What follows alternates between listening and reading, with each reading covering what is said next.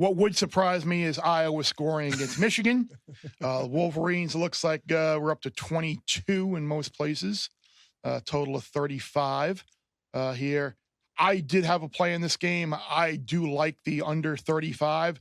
Looks like South Point and Bookmaker both have 35.5 as of right now. So unfortunately, I can't get over to see Chrissy and the boys at the South Point, but I just see this as maybe a 27-7 type of game. I don't think I mean, I would lay the points if I had to play a side in the game, but I just don't see a scenario where Iowa hits double figures. I mean, if they score a touchdown, I think they're extremely fortunate. It would have to be a Michigan turnover on the other side of the field, or a big punt return, or a penalty, or something that put Iowa in position to be able to work with a short field. But I think off of the game last week, off of all of the emotion and everything that's gone on with Michigan over the last month, maybe it's kind of okay, we got here. We know we tower over Iowa in terms of skill and ability.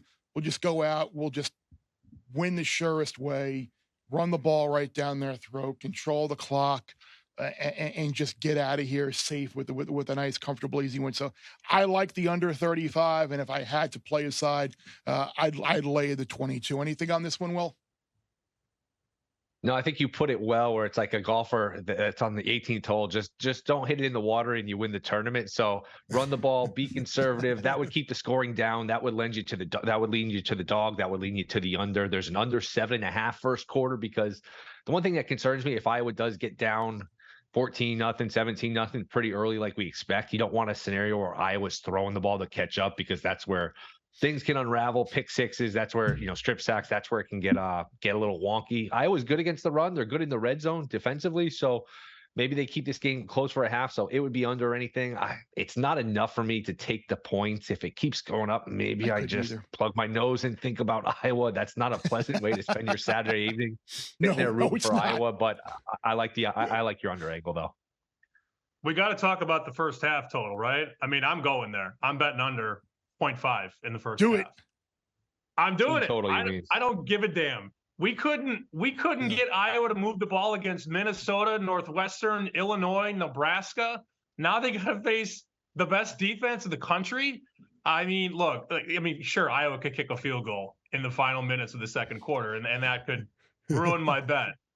But more times than not, I think it's mathematically advantageous to take the under in the first half for Iowa, because Michigan is basically going to bully ball its way to the 50 and then play punt, and then have Iowa keep, trying to move the ball 90 yards down the field. This is going to be an ugly field position game. We give a lot of respect to Iowa's defense, but how many yards? Here's the better question.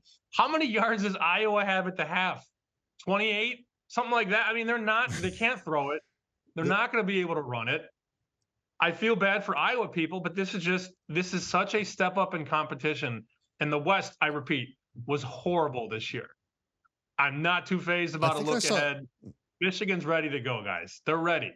Go ahead, guys. The prop for Iowa's quarterback for passing yards is 105.5. Oh, there's no way. There's no way. Iowa played one team this year comparable to Michigan. They lost 31-0 to Penn State. 31-0 to Penn State. They're just not. That's the exact score in this game. It's 31-0. And here's the thing. Do you remember Michigan in the second half Penn State game just ran the ball the entire second half?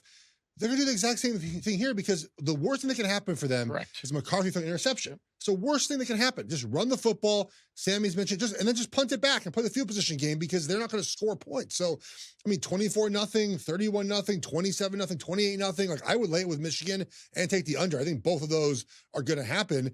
And Michigan's not going to allow a late touchdown either. The pride in that group. The starters will play most of the game, I would imagine. There's no game next week to rest for. They're going to play the entire game. No backups are coming in. And I don't think there's a letdown because Harbaugh is back. I don't think there's a letdown because of beating Ohio State. They're not a team that plays like that. So I lay with Michigan and take the under. I think both are happening. Bear Bets full episodes drop twice a week right here on the Bear Bets YouTube channel. Remember to subscribe to stay ahead of the odds, and let's celebrate all of our wins together.